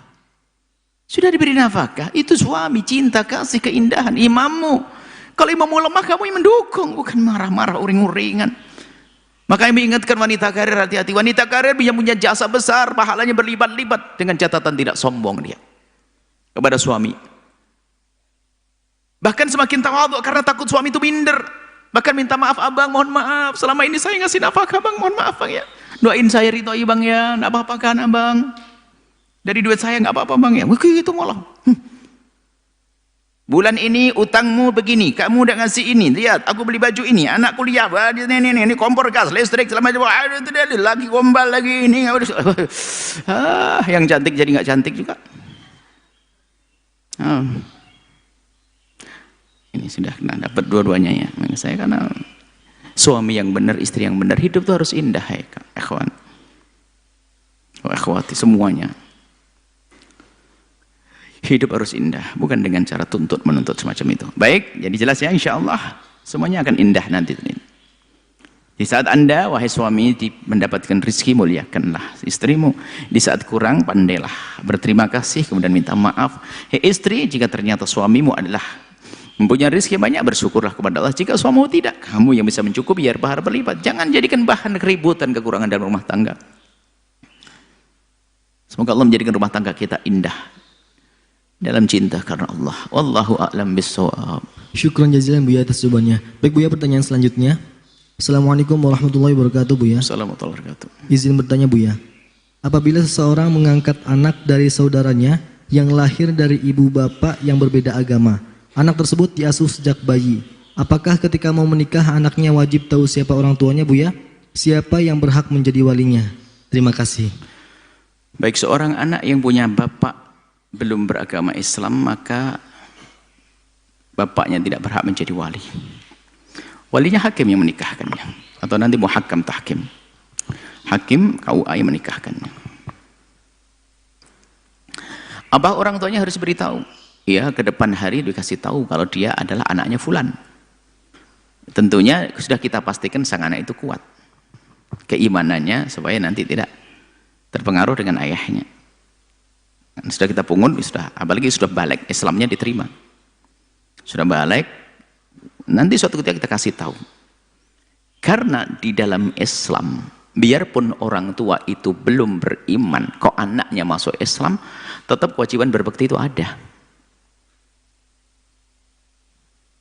Bahkan perintah sahibu ma fid dunya ma'rufa, wajib kita bergaul di dunia dengan cara yang baik. Kalau berusaha untuk menjadikan kita menyekutukan Allah, itu nggak boleh kita patuhi. Jadi dalam Islam itu indah tetap. Jadi biarpun nanti Pak dikasih tahu, cuman dengan catatan itu adalah di saat anak itu sudah kuat, tidak akan mungkin berubah keimanannya, bahkan mungkin bisa dengan kelembutan kasihnya dan perilakunya menjadikan orang tuanya tertarik, nyusul dalam memeluk agama Islam. Itu. Ada masalah pernikahannya gampang, kalau dia perempuan adalah menikahkan adalah walinya hakim. Kalau laki-laki nggak perlu pakai wali, laki nikah di mana saja. Seperti itu ya. Jadi Anda yang mengambil anak tadi memberitahu suatu ketika nanti di saat anak sudah kuat, agar punya kesempatan berbakti pada orang tua, biarpun orang tua itu adalah belum beriman. Bahkan kami selalu sampaikan, kalau pengen jadi masuk Islam, orang-orang di luar Islam yang pengen masuk Islam jadi mu'alaf, harus Anda pastikan bahwasanya Anda harus makin baik akhlak Anda. Jika Anda sebelum masuk Islam baik dengan ibunda Anda yang masih belum masuk Islam, sebelum masuk Islam Anda baik, maka setelah masuk Islam Anda harus jauh lebih baik. Dengan saudara-saudari Anda sebelum masuk Islam Anda baik, maka setelah masuk Islam Anda harus jauh lebih baik. Itulah yang diajarkan oleh baginda Nabi SAW. Diajarkan oleh Al-Quran. Biarpun orang tua kafir, kita wajib bisa berbuat baik. Sahibhuma, bergaullah dengan mereka. Disuruh kita bergaul dengan mereka, bukan ditinggalkan, bukan dibuang. Fid dunya, di dunia saja ma'rufah, dengan cara yang baik. Itu saja. Wallahu a'lam bishawab. Syukron jazilan Buya atas jawabannya. Baik Buya, nampaknya telah masuk satu penelpon, kami sapa terlebih dahulu. Assalamualaikum. Waalaikumsalam warahmatullahi wabarakatuh. Mari kita berselawat terlebih dahulu Ibu. Allahumma sholli ala Sayyidina Muhammad wa ala ali Sayyidina Muhammad. Allahumma sholli alaihi. Dengan Ibu siapa dan dari mana? Dan hamba Allah di Bandung. Baik Ibu, silakan bisa bertanya langsung kepada Buya. Baik. Assalamualaikum Buya. Waalaikumsalam warahmatullahi wabarakatuh. Semoga Buya dan seluruh keluarga besar bahagia senantiasa ada dalam keberkahan dan keriduan dari Allah Subhanahu wa taala. Izin bertanya Buya. Saya baru memiliki usaha kecil-kecilan membuat kue di rumah. Nah, jika saya memberikan potongan harga atau membebaskan ongkir atau misalnya melebihkan jumlah pesanan kue, apakah itu bisa dikategorikan sebagai sedekah, Buya? Ataukah harus ada niat di dalam hati saya bahwa saya akan sedekah dengan hal-hal tersebut di atas? Mohon pencerahannya ya Buya. Syukron atas jawabannya. Wassalamualaikum warahmatullahi wabarakatuh. Waalaikumsalam warahmatullahi wabarakatuh. Sedekah, di antara sedekah yang dianjurkan adalah sedekah terang-terangan untuk memberi contoh orang lain. Iya, satu. Ada lagi, karena kita khawatir masuk riya dan sebagainya, kita masih belajar, tahap-tahap belajar, maka ada sedekah sirri. Nah, ini sebelumnya ada sedekah. Jadi antara sedekah sirri sembunyi dengan sedekah terang-terangan itu tidak boleh dipisahkan sebetulnya dalam pengamalannya. Jadi disebut oleh Nabi bukan untuk dipisah. Bukan kita itu harus milih sedekah sirri, sedekah sembunyi saja. Atau sedekah terang-terangan saja. Oh tidak. Hendaknya kita itu melakukan dua-duanya. Karena apa? Sedekah sirri yang kita lakukan itu untuk melatih ketulusan. Kemudian sedekah terang-terangan yang kita lakukan untuk beri contoh orang lain.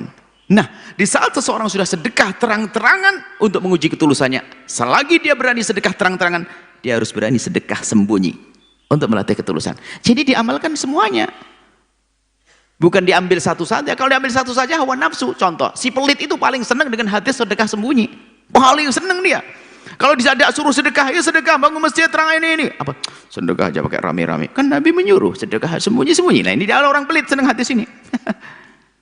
Nah, termasuk cara sedekah sembunyi yang diajarkan para ulama adalah dengan cara yang Anda lakukan. Anda sedekah nggak usah halus betul. Misalnya ada seorang kelihatan fakir, belanja beras kepada Anda, harga beras 10.000. Cuman dia mulai bolak-balik tadi ngitung uang, nggak cukup, dia langsung. Anda pura-pura ngelihat di kertas, oh Bu, untuk ini berasnya harganya murah hari ini 5.000 bukan 10.000. Padahal Anda hanya ingin nurunkan, hanya untuk sedekah halus. Oh itu oh benar 5.000. Iya, cuman stoknya terbatas. Kalau Anda tidak batasi diborong semua habis. Cuman satu karung dong Bu, ini harganya kurang 5.000. Oh iya, senang dia beli. padahal bukan diturunin. Anda yang ingin sedekah separuh harga. Sedekah sembunyi itu begitu caranya diajarkan.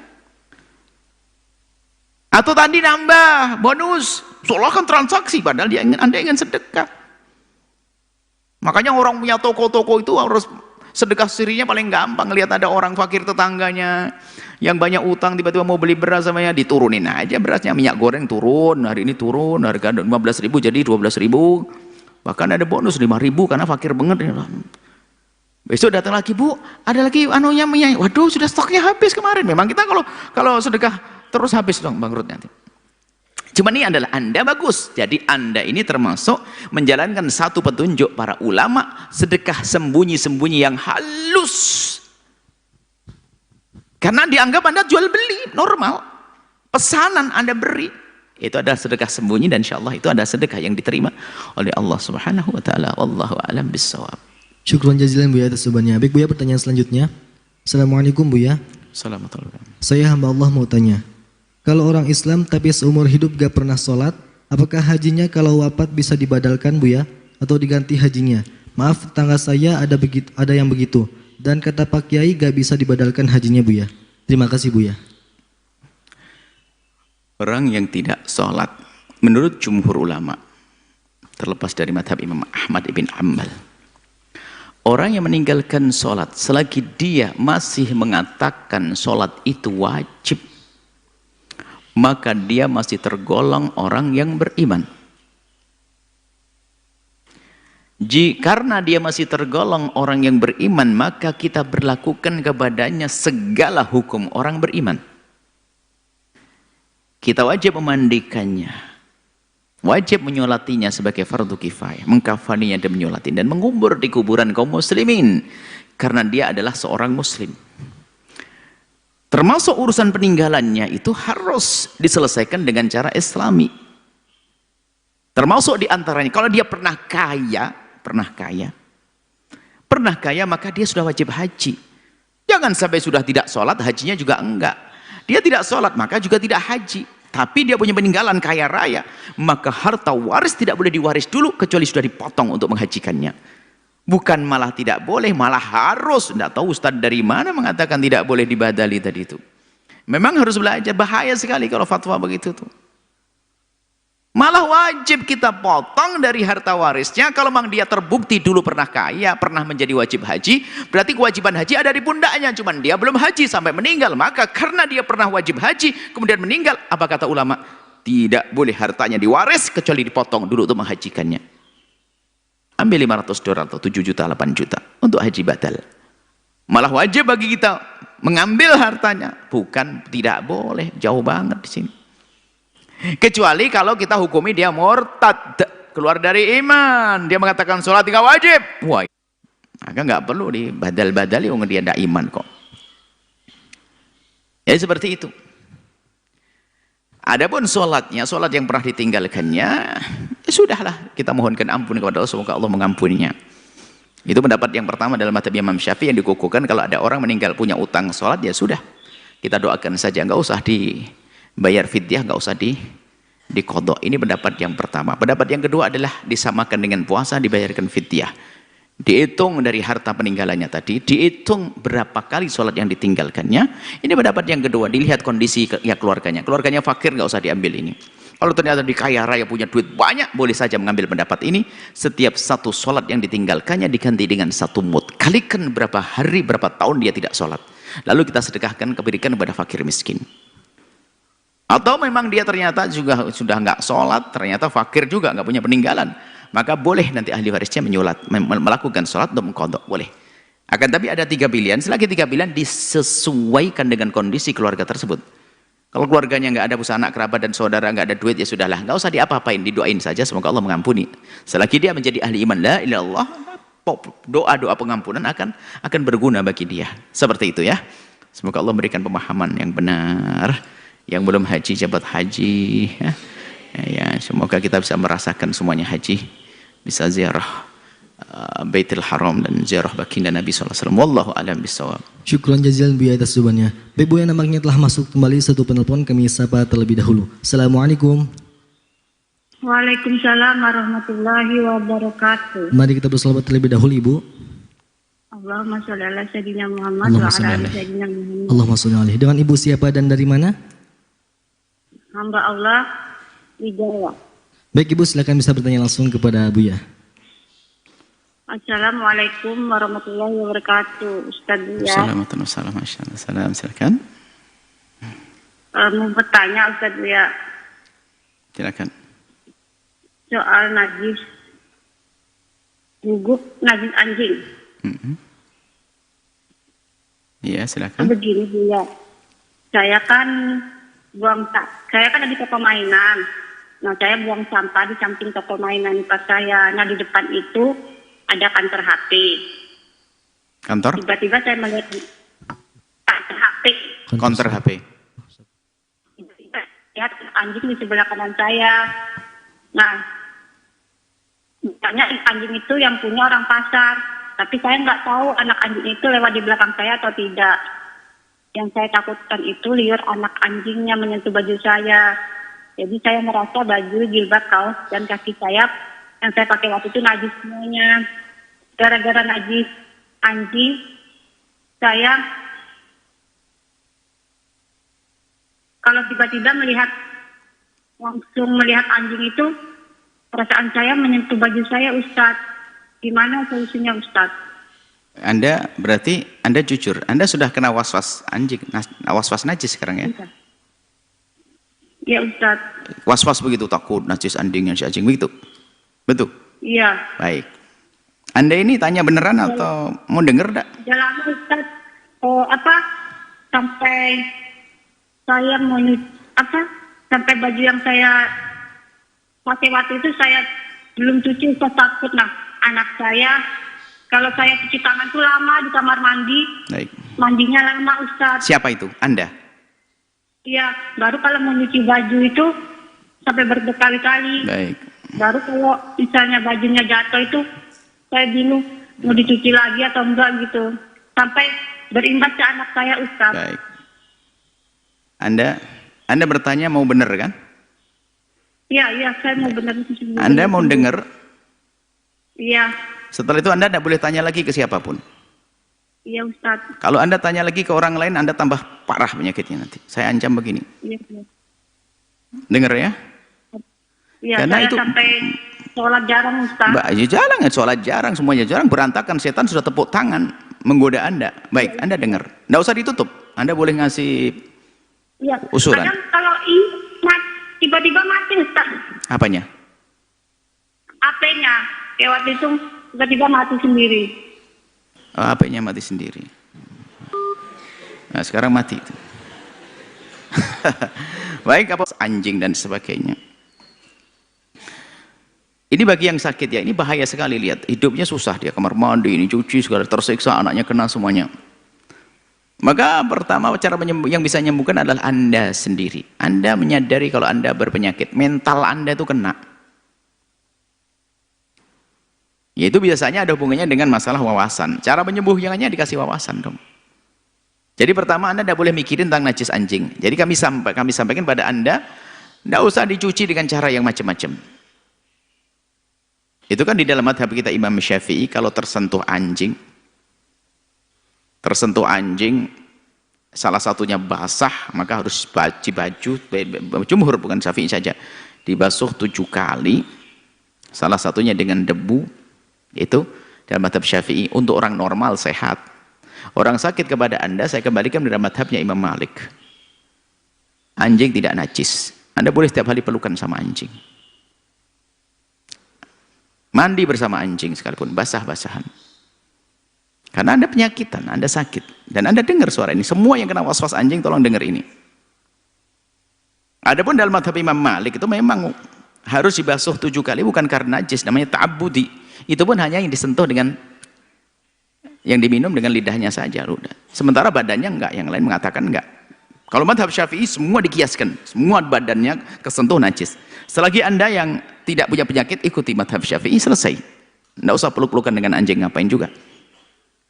Tapi bagi Anda yang sakit, sudahlah, enggak usah Anda pikirin. Pakai baju Anda kemarin, kesentuh dengan anjing, kesentuh badannya yang basah enggak? Menurut madhab Malik ada anjing sama dengan kambing sudah. Hanya urusan jilat. Ulughul qalb saja. Jilatan anjingnya saja yang dipermasalahkan. Itu pun mereka tidak mengatakan karena najis madhab Maliki. Mengatakan ta'abuti ini hanya perintah Allah. Perintah Nabi untuk kita membasuh 7 kali. Dan mereka juga punya hujjah. Justru ini menunjukkan tidak najis menurut mereka. Karena 7 kali menunjukkan najis. Kalau najis kan tidak ada ukuran 7 kali. 2 kali, 3 kali, 8 kali, 10 kali. Yang penting bersihkan begitu. Cuman di saat dibatasi 7 kali, kata madhab Malik ini menunjukkan tidak najis. Saya beri pendapat madhab Imam Malik semacam ini sebetulnya untuk meringankan Anda. Itu bagi yang sakit, yang sehat tidak usah ikut-ikutan deh.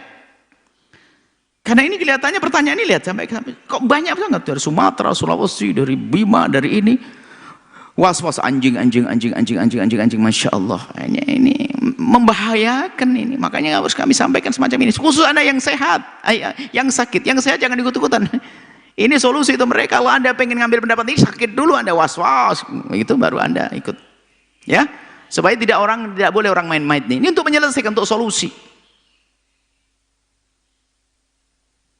Baik, ini saja. Semoga Allah memberikan pada Anda kesembuhan ya. Kalau mungkin Anda sudah tidak bisa dengar, tapi katanya handphonenya suka mati-mati, Anda bisa lihat besok atau lusa, bisa lihat di YouTube. Dan ini seperti sudah banyak pertanyaan sampai kadang-kadang ini kalau Anda bukan pertanyaan langsung mungkin tidak dijawab karena sudah banyak pertanyaan ini. Karena ini siaran langsung, Anda bertanya langsung harus dijawab. Sudah banyak berapa kali kita masalah anjing.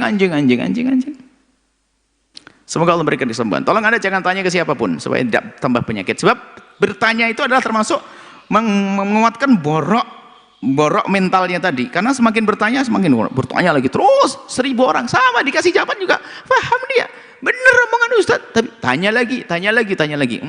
Sampai setengah gila nanti. Semoga Allah memberikan kesehatan kepada Anda. Allah alam bisawab.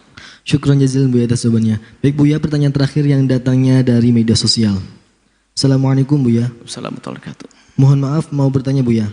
Ketika sedang mengamalkan sholat 5 waktu di masjid, tetapi kita sedang ada di tempat olahraga yang ada musolanya. Nah, jika kita melaksanakan sholatnya di musola tersebut, apakah amalan itu putus? Atau tetap kita harus berjamaah di masjid agar tidak putus amalannya? Terima kasih Buya. Bagi kaum pria, sebaik-baik sholat mereka adalah di masjid kalau bisa. Kemudian selagi tidak di masjid ya jangan sampai tidak sholat.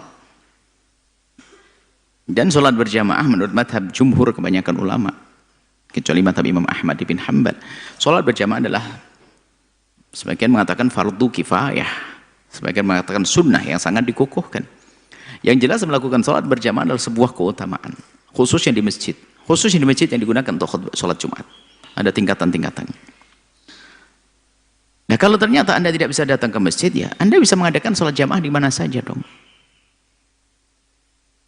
Kalau ternyata Anda melakukan sholat berjamaah nggak bisa karena nggak ada teman, Anda di tengah sawah. Ada sebagian kampung kan sawahnya jauh banget dari perkampungan, di tengah sawah dengar adzan, pulang nggak balik lagi. Bisa saja nggak ngejar juga sholatnya. Anda bisa sholat di atas pematang sawah, di atas lumpur. Saat sujud jidat Anda hitam dengan lumpur ini. Malaikat bangga, ini hamba ini maksa banget pengen masuk surga ini, Masya Allah. Itu Anda nggak boleh ragu sholat di mana saja. Semoga ini tim-tim olahraga ini denger ini. Kalau seandainya Anda tim kesebelasan dari mana itu, kan kebanyakan ya adik-adik kita, saudara kita yang senang bola ini diuji dengan hilangnya sholat asar sama maghrib. Sebab pertandingan bola tuh rata-rata habis duhur keluar, pulangnya maghrib. Kami berharap tiba-tiba nanti ada yang ngasih, tiba-tiba langsung di break, masuk asar, break 10 menit, langsung sholat berjamaah di tengah lapangan, pakai baju bola. Celananya pun agak panjang sedikit, nutup lutut. Sudah Allahu Akbar. Wajib betul nih pemain bola, hebat ini. Sholat di mana saja. Wudhunya diajari wudhu yang gampang, dengan air kemasan itu bisa wudhu 1 gelas, bisa wudhu 1 orang, bisa 2 orang, mudah. Indahnya. Olahraga boleh tapi jangan tinggalkan sholat. Bola boleh, jangan tinggalkan sholat. Coba, ajib enggak kira-kira? Ini ada pemain bola yang kelas dunia itu tak tahunya apa, dengar waktu adzan stop dulu, minta izin 5 menit untuk sholat berjamaah lagi, kipernya jadi imam. Masya Allah, istimewa. Akhirnya apa? Penonton yang ribuan jadi pengen sholat semuanya. Kan dakwah halus ini. Jadi dakwah nggak harus ramah. Anda beri contoh. Anda kerja di bengkel, ajari sholat di bengkel. Anda di sawah, Anda di pabrik, Anda dimanapun berada, beri contoh. Katakan dengan perilaku Anda kepada mereka bahwa sholat itu ternyata mudah, tidak susah.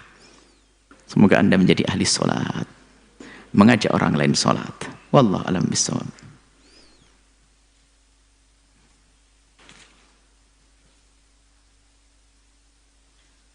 Pengumuman untuk kajian sepanjang bulan Ramadan ada Halaqah Fajar, kajian kitab penjabaran hadis Jibril, Arkanuddin. Kemudian juga Sam'iyat, lanjutan dari Akidah Khamsin, Akidah Khamsun. Sam'iyat tentang hal yang gaib. Kemudian Zawiyah Duha pukul 10 pagi sampai menjelang zuhur.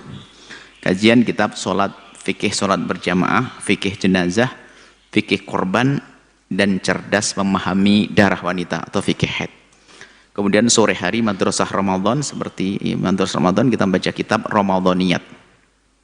Semuanya adalah dengan bahasa Indonesia, kecuali yang terakhir yang Ramadaniyat itu dengan berbahasa Arab. Untuk kitabnya bisa langsung pesan ke nomor telepon atau WhatsApp 0821 2781 2592. Kemudian nanti semua itu kajian akan ditayangkan di Al-Bahjah TV, kemudian Facebook Al-Bahjah TV, Facebook Radioku, dan seterusnya. Ya. Kemudian kami berharap untuk dijadikan Ramadan adalah betul-betul hari kita menambahkan kebaikan. Kita harus punya pesantren udara. Anda dari rumah bisa ngaji dan kami dari sini, insya Allah. Baik, kemudian ada program-program kebaikan yang perlu kami sampaikan. Ada Infak Center. Ayo, yang belum bergabung dengan Infak Center, bergabunglah. Yang sudah istiqomahlah. Infak Center untuk operasional pondok pesantren. Langsung saja Anda ke Bank Syariah Indonesia, nomor rekening 7200 4292 atau 7400 7333. Atas nama Ihsan Al-Bahjah, kode bank 451. Kemudian Wakaf Center, Bank Syariah Indonesia. Wakaf Center Bank Syariah Indonesia. Jadi Wakaf Center maksudnya Anda mengirimkan uang untuk kami belikan tanah, wakaf atau bangunan wakaf. Langsung yang berwakaf untuk keluarga, orang tua, kakek, nenek, guru, langsung ke Bank Syariah Indonesia, nomor rekening 777 444 1179 atas nama wakaf tanah dan bangunan Al-Bahjah, kode bank 451, atau Bank Muamalat nomor rekening 1390456 456 atas nama Al-Bahjah wakaf tanah dan pembangunan, kode bank 147. Orang tua asuh Al-Bahjah. Anda yang menjadi orang tua asuh Al-Bahjah, Anda ingin punya anak-anak jadi ulama Rasulullah, tuh jadikan mereka anak-anak Anda. Khususnya Anda yang tidak punya anak, ataupun Anda punya anak, sudah punya anak, bergabunglah dan niatkan semoga anak Anda dijaga oleh Allah.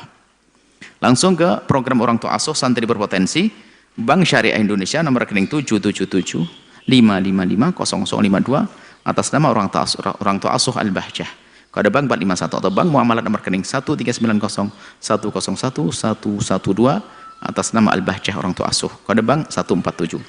Kemudian ada Zakat Center. Jangan sampai Anda terlena, senang sedekah tapi nggak bayar zakat, Anda rugi. Maka Zakat Center, tapi ingat zakat di sini bukan dimakan santri dan juga bukan untuk membangun pondok pesantren. Langsung zakat ini nanti akan disalurkan kepada yang berhak dari kaum fakir miskin. Bank Syariah Indonesia nomor rekening 7200 420.000 atas nama Ihsan Al-Bahjah, kode bank 451, atau Bank Muamalat nomor rekening 13907 789789 atas nama Al-Bahjah Zakat Center, kode bank 147. Kemudian juga barang bekas. Yang punya barang bekas jangan biarkan hilang tanpa bekas. Ayo, Anda bisa telepon kami, beri kabar kepada kami akan jemput barang bekas agar menjadi barang berharga. 0812306222 081123621111. Kemudian juga pengumuman untuk gelombang kedua pendaftaran santri formal Al-Bahjah. Karena ada penambahan kelas, maka kita buka kembali gelombang kedua. Pembukaan gelombang kedua tanggal 1 Rajab sampai dengan 21 Sya'ban, 2 Februari sampai 24 Maret. Tesnya adalah 22 sampai 23 Sya'ban atau 26 sampai 7 Maret. Pengumuman PSB tanggal 28 Sya'ban atau 1 April. Informasi 0822 1474 9900. Ustadz ready. Baik, mari kita tutup dengan doa. Bismillahirrahmanirrahim. Alhamdulillahirabbil alamin. Allahumma sholli ala sayyidina Muhammad wa ala sayyidina Muhammad. Allahumma ya Allah, pandang kami dengan kasih sayang dan cinta darimu ya Allah. Berikan kepada kami segala kebaikan di dunia dan di akhirat. Ampuni orang tua kami dan guru-guru kami, berikan kasih sayangmu kepada mereka ya Allah. Wahidat yang maha kasih. Wahidat yang maha kasih. Wahidat yang maha kasih. Kami mohon ya Allah, jaga anak-anak kami, jaga keluarga kami, wujudkan keindahan dan berumah tangga kami. Suami istri yang saling mencintai karenamu ya Allah, dengan anak yang soleh solehah, yang dibanggakan oleh kekasihmu Nabi Muhammad. Jaga santri-santri kami dan jaga mereka yang mengikuti acara ini. Berikan kepada mereka segala kebaikan di dunia dan di akhirat. Kami mohon ya Allah, yang sempit rezeki lapangan dengan rezeki yang halal penuh berkah, yang sakit sembuhkan, yang punya hutang mudahkan kami dalam bayar hutang kami. Dan kami mohon wahidat yang maha kasih. Ya Allah, wahidat yang maha kasih, kami mohon. Kami mohon ya Allah. Kami mohon ya Allah. Jaga negeri ini ya Allah, jauhkan dari percekcokan, perselisihan, pertumpahan darah ya Allah. Jadikan kami juru damai di negeri ini, di dunia ini ya Allah. Dan berikan kepada kami kedamaian kelak di surga bersama kekasihmu Nabi Muhammad. Ya Allah, ampuni kami, jauhkan kami dari dengki, benci, dendam kepada sesama kami. Ganti dengan kasih sayang. Panjangkan umur kami dalam ketaatan serta sehat walafiat. Berikan kepada kami semua husnul khatimah, husnul khatimah, husnul khatimah. Mati dalam keadaan iman. Dan kami mohon ya Allah, jadikanlah ucapan kami di akhir hayat kami kelak saat Engkau hendak mencabut nyawa kami. Kami ingin saat itu ya Allah, hati dan lidah kami mampu mengucapkan kalimat agung dan mulia. La ilaha illallah Muhammadur Rasulullah. La ilaha illallah Muhammadur Rasulullah. La ilaha illallah Muhammadur Rasulullah sallallahu alaihi wasallam. Rabbana atina fid dunya hasanah wa fil akhirati hasanah wa qina adzabannar. Wa sallallahu ala sayyidina Muhammadin wa ala alihi wasallam. Alhamdulillahirabbil alamin. Kita baca doa kar. Bismillahirrahmanirrahim. La ilaha illallah al-azimul halimu. La ilaha illallah Rabbul arsyil azimi. La ilaha illallah Rabbus samawati wa Rabbul ardi wa Rabbul arsyil karimi. Allahumma inni a'udzubika minal barasi wal jununi wal judhami wa min sayyil asqami. Fatihah.